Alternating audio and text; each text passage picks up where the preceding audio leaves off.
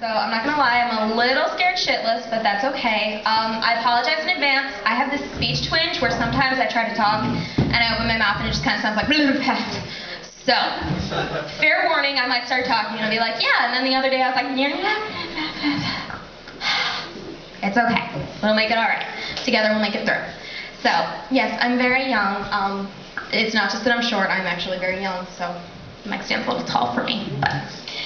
But with that stated, I hang out with a lot of older people. So I have a lot of older friends. Not much older, you know, old's gross. Some of my friends are older, but one of my friends, she's a very sweet girl. She's been dating her boyfriend for about 5 years, and he's not with the program. Like, he's very clearly interested in marrying her, but that would require buying a ring and proposing. And he just hasn't gotten it yet. And in situations like that, I always end up looking like a big douchebag, because it makes me buy bridal magazines and bring them over to her house. And then I'll put Post-it notes in it on all the nice pages, and then I'll call her later on. I'll be like, did you see the dress on page 80?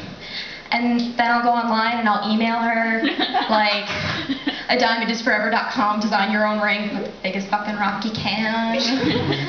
And then I'll call him and I'll be like, so hey, still not married. Oops. Might want to work on that.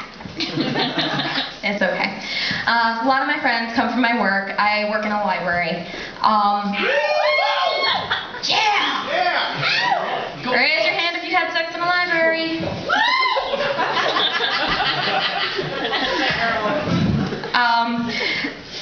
Everybody does. I find a lot of gross stuff. But basically my job, I stare at books all day. I stare at books and I look at them, and you know you have a mental problem when you look at them and every title is either something you can't pronounce, it's about Hitler, or it's about sex.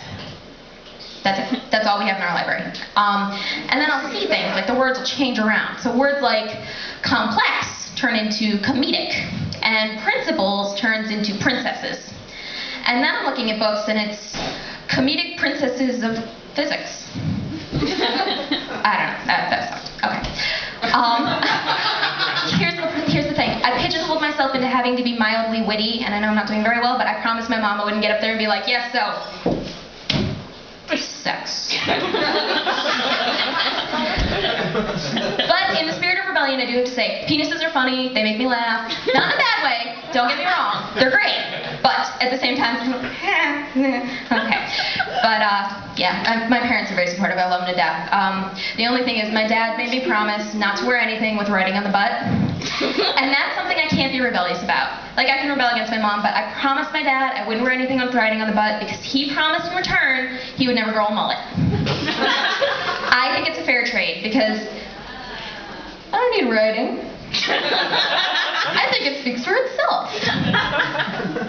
But, you know, what can I say? I have these notes, and I'm not as fancy as all you. I don't have a notebook. I printed mine because I have a laptop, and it occurred to me this afternoon that I can't bring a laptop with me because it has like 5 minutes of battery life.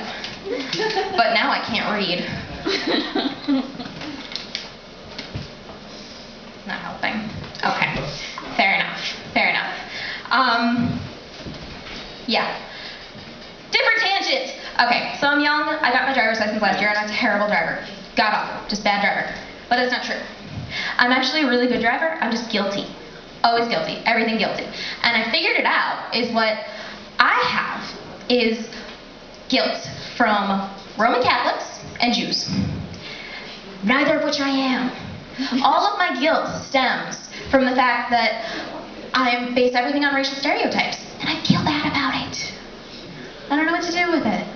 So, technically, yeah, Catholic, I'm a Catholic. I don't go to church. I'm Irish though, you can tell that. But I'm not Jewish. So, all of my friends are Jewish. And the thing is, I hang out with all the Jewish families, I love them to death, they're my best friends. It's because it's like being raised by wolves, but there's better food. So, okay, with that weak little laugh, I'm gonna wrap it up. So, love y'all, thanks very much, and thanks for not eating me alive.